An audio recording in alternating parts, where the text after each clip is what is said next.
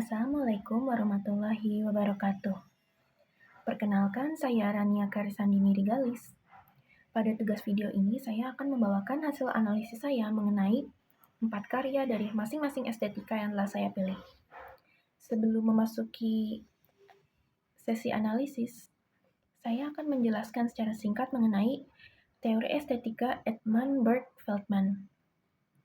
Feldman menganggap bahwa estetika dibentuk oleh gerak budaya suatu masa atau masyarakat.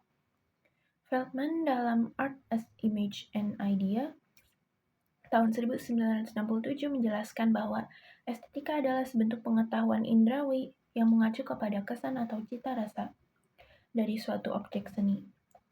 Feldman juga menggarisbawahi relasi estetika dengan dinamika budaya pada suatu masyarakat. Teori Feldman ini memiliki 4 tahap analisis, yaitu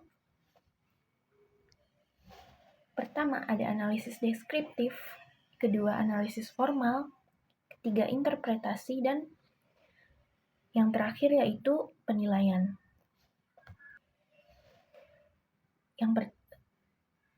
Selanjutnya saya akan menjelaskan sedikit dari keempat tahap ini. Pertama, analisis deskriptif. Analisis deskriptif ini mendeskripsikan karya tersebut seperti siapa yang membuatnya, judulnya, dan kapan dibuatnya. Kemudian mendeskripsikan unsur-unsur dasarnya seperti garis, warna, bangun, tekstur, ruang, dan waktu. Yang kedua yaitu ada analisis formal. Analisis formal ini menganalisis keseluruhan unsur visual yang ada, yaitu analisis dari hubungan antar unsur-unsur deskriptif. Kemudian yang ketiga ada interpretasi, yaitu menafsirkan sebuah karya sehingga memunculkan makna-makna tertentu. Misalnya seperti menginterpretasikan apa yang menjadi tujuan dari dibuatnya karya tersebut, apa pesannya, kemudian kesan yang didapat atau bagaimana perasaan kita sendiri ketika melihatnya. Yang terakhir yaitu ada penilaian. Penilaian ini adalah simpulan dari hal-hal dari ketiga tahap yang telah kita nilai. Simpulan ini juga termasuk klasifikasi estetik dari karya yang telah kita analisis. Sekarang saya akan memulai sesi analisis. Karya pertama yang akan saya bawakan yaitu The Scream, karya Edvard Munch yang termasuk dalam estetika barat. Analisis deskriptifnya yaitu The Scream adalah karya Edvard Munch yang dibuat pada tahun 1893. Lukisan ini merupakan salah satu ikon seni ekspresionisme yang menggambarkan kecemasan dan ketakutan batin manusia. Pada karya ini banyak menggunakan garis-garis melengkung dan bergelombang yang dinamis, baik pada langitnya, air maupun lanskapnya. Garis-garis ini memberi kesan dunia yang tidak stabil dan penuh tekanan. Warna-warna yang digunakan pun juga sangat kontras dan emosional, seperti merah, jingga, biru tua, dan hitam. Langit berwarna merah oranye menciptakan suasana dramatis yang mencerminkan kekacauan emosional dan menciptakan kesan panik dan ketakutan. Kemudian analisis formalnya.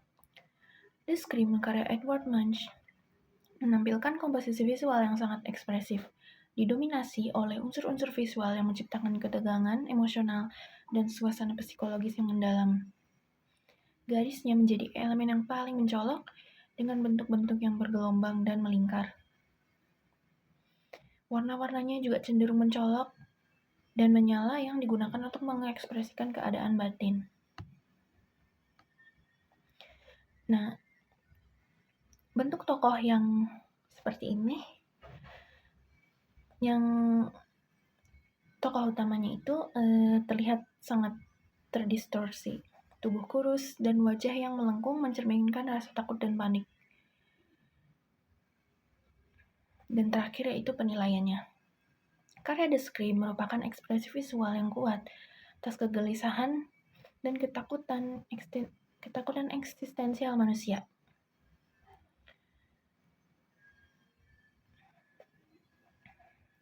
Sekarang memasuki karya kedua, yaitu Poet on a Mountain Top karya Shen Zhou yang termasuk estetika timur.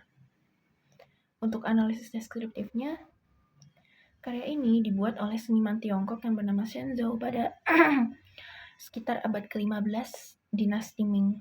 Lukisan ini merupakan perpaduan antara lukisan pemandangan atau shanshui dan kaligrafi puisi yang mencerminkan filosofi Konfusianisme, Taoisme, dan Buddhisme. Unsur garis dalam karya ini sangat dominan dan digunakan secara ekspresif namun terkontrol untuk membentuk gunung, pepohonan, sosok penyairnya. Garis-garisnya pun tipis, halus, dan mengalir, menciptakan bentuk yang lembut dan puitis.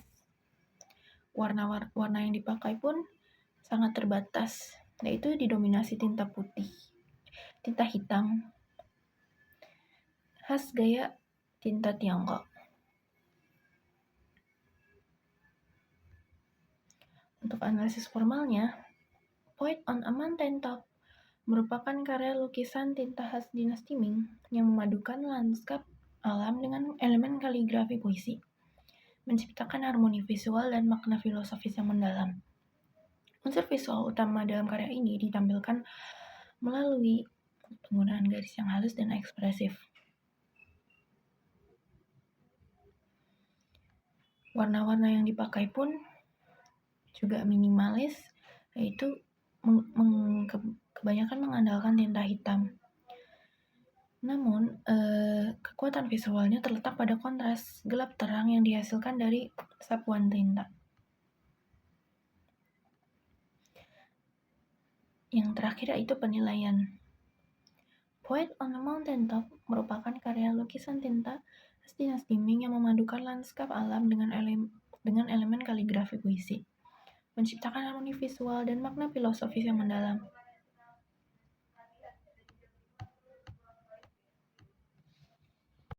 Memasuki karya ketiga, yaitu Prajna Paramita dari Jawa, yang termasuk estetika Nusantara.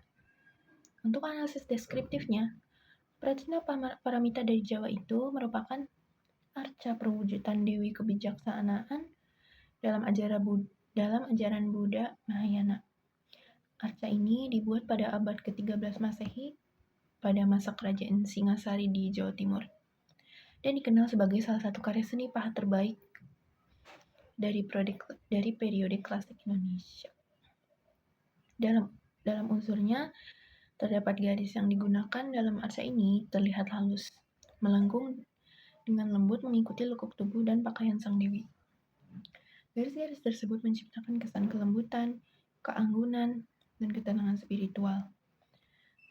Warna aslinya adalah batu andesit berwarna abu-abu kecoklatan, warna alami yang mencerminkan kesederhanaan namun juga kekuatan yang tenang. Untuk analisis formalnya, Arca Prajna Paramita dari Jawa merupakan salah satu mahakarya seni pahat dari abad ke-13 yang menggambarkan sosok Dewi Kebijaksanaan dalam ajaran Buddha Mahayana. Arca ini menunjukkan komposisi simetris yang sangat harmonis. Sosok Dewi digambarkan duduk dalam posisi Padmasana atau bersila di atas teratai dengan ekspresi wajah yang tenang dan mata tertutup setengah, menekankan suasana kontemplatif dan sakral. Garis-garis halus dan lengkung pada tubuh, pakaian, dan perhiasan menciptakan ritme visual yang lembut serta menunjukkan kehalusan teknik pahatnya. Tekstur permukaan arca juga terlihat halus dan rata pada bagian tubuh dan wajah. Namun, terdapat detail pahatan rumit pada mahkota, kalung, serta hiasan kain yang menunjukkan perbedaan antara unsur tubuh dan ornamen. Dan untuk penilaiannya, Arca Prajna Paramita dari Jawa merupakan puncak pencapaian seni rupa klasik Indonesia yang tidak hanya unggul secara teknis, namun juga dalam makna filosofisnya. melalui bentuknya yang simetris, ekspresi wajah yang tenang, garis yang lembut, serta detail ornamen yang halus. Prajna Paramita dari Jawa menampilkan keseimbangan antara keindahan estetis dan nilai religius.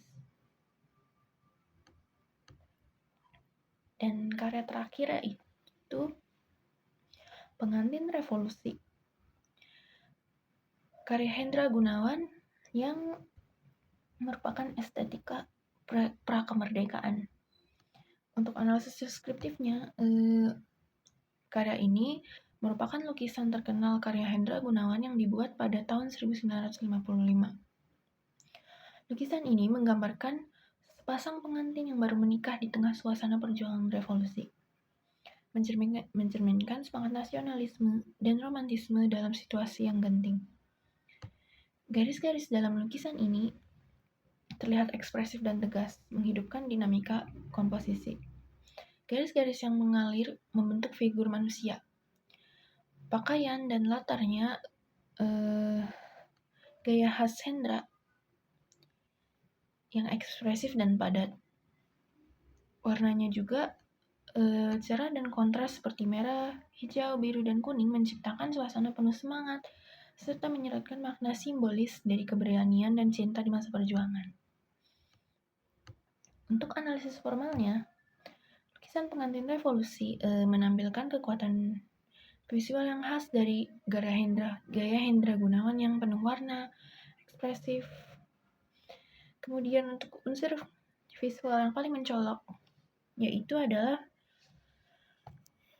penggunaan warna yang cerah dan kontras untuk membangun suasana semangat, optimis, dan heroisme. Meskipun temanya berkaitan dengan masa revolusi yang penuh penderitaan, garis pada lukisan ini digambarkan tegas, namun luas, membentuk sosok manusia dengan karakter yang kuat, menghadirkan gerak dan ekspresi yang intens.